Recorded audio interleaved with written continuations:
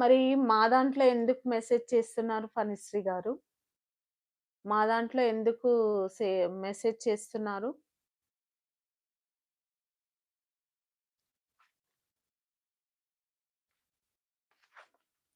ఆమెది saris sale channel అంట.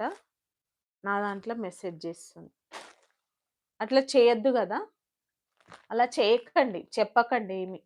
మీరు నా దాంట్లో ఏమైనా నచ్చితే తీసుకోండి తప్ప, ఇలాంటివి ఇట్లా మెసేజెస్ పెట్టొద్దు. కామెంట్స్ పెట్టొద్దు.